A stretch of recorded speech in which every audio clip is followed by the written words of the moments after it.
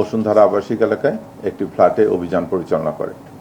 অভিযান পরিচালনা করে দেখা যায় যে সেই ফ্ল্যাটটি একটি বাংলাদেশি মহিলা, উপজাতি মহিলা ঝর্ণা নামে উনি ভাড়া নিয়েছেন। উনি ভাড়া নিয়ে ওখানে চাইনিজদেরকে 6তলা বিল্ডিং পুরাটাই চাইনিজদেরকে ভাড়া দিয়েছেন। একতলায় উনি থাকেন আর 5টা ফ্লোর উনি চাইনিজদেরকে ভাড়া দিয়েছেন। সেখানে চাইনিজরা বিভিন্ন সময় এসে হোটেলের মতো থাকে। ওই বিল্ডিংয়েরই 4তলা এবং 5তলায় আমরা পুরো ফ্ল্যাটে যাই, যেয়ে দেখি যে ওখানে এই যে অনলাইন গেটওয়ের জুয়া সহ অন্যান্য যে প্রতারণামূলক কাজ হয় সেই কাজে অনেকগুলো ডিভাইস নিয়ে ওই চাইনিজ ইয়ারা বসে আছে। ওখান থেকে আমরা যে সমস্ত ডিভাইস জব্দ করছি এই অবৈধ কাজ ব্যবহারের জন্য 14টা ল্যাপটপ, 16টা মোবাইল, 6000-এর ওপরে আমাদের বিভিন্ন প্রোভাইডারের সিম, তারপরে গেটওয়ে মেশিন 20টা, বিদেশি মদও পেয়েছি আমরা ওখানে প্রায় 26 বোতলের মতো, আর ক্যাশ টাকা পেয়েছি 2,09,700 টাকার মতো।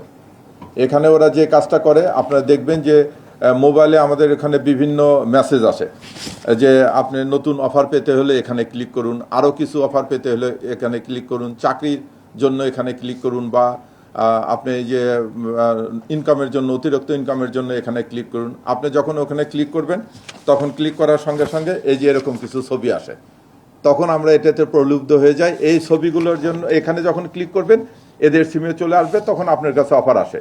এই অফারগুলোর জন্য আপনাকে যে পেমেন্ট করতে হবে, এই পেমেন্ট গেটওয়ের জন্য এরা প্রায় 6000 সিম ব্যবহার করে। আমরা 6000 সিম অ্যাক্টিভ পেয়েছি এবং আরও প্রোভাইডারের প্রায় 10,000 মানে 10-12,000 সিমের ওই যে স্লটগুলো আছে স্লটগুলো পেয়েছে। এবং তারা এখানে এমন পদ্ধতির টেকনিক্যাল ব্যবহার করে, আপনাদেরকে আমরা ভিডিও দিয়েছি, যে একটা মোবাইলের সঙ্গে আরেকটা স্লট লাগায়, সেই স্লটে আবার 12টা সিম চলতেছে, মানে একটা মোবাইল দিয়ে আপনার 12টা সিম চলতেছে।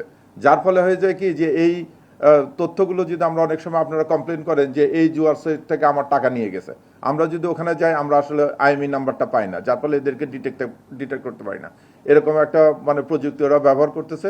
তো এই চক্রকে আমরা গ্রেপ্তার করতে সক্ষম হয়েছি। এবং আমি এটা বলবো যে তাদের লেনদেনের যে ইয়েটা আমরা দেখলাম, আগামী 1 মাসে কিছু না হলে এটা বন্ধ হওয়ার জন্য হয়তো বাংলাদেশ থেকে 200 থেকে 250 কোটি টাকা পার হওয়া থেকে বেঁচে গেলাম। আমরা ওখানে যে প্রায় ঘন্টাখানিক অবজার্ভ করে দেখলাম যে পরিমাণ টাকা ট্রান্সফার হচ্ছে, তাতে হয়তো 1 মাসে এই একটা মাত্র গেটওয়ে দিয়ে ওরা 200 থেকে 250 কোটি টাকা বাংলাদেশ থেকে এই জুয়া সহ অবৈধ ইনকাম করে এখান থেকে পার করে নিয়ে যাচ্ছে। তো সেই চক্রকে আমরা গ্রেপ্তার করেছি, আমরা তাদের বিরুদ্ধে নিয়মিত মামলা দায়ের করেছি।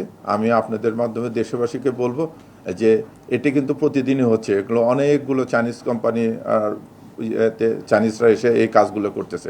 কাজে অনলাইন প্ল্যাটফর্মে লোভে পড়ে আমরা কিন্তু দিন দিন সর্বশান্ত হচ্ছে। এই ব্যাপারে আপনারা সবাই জনগণকে সচেতন করবেন।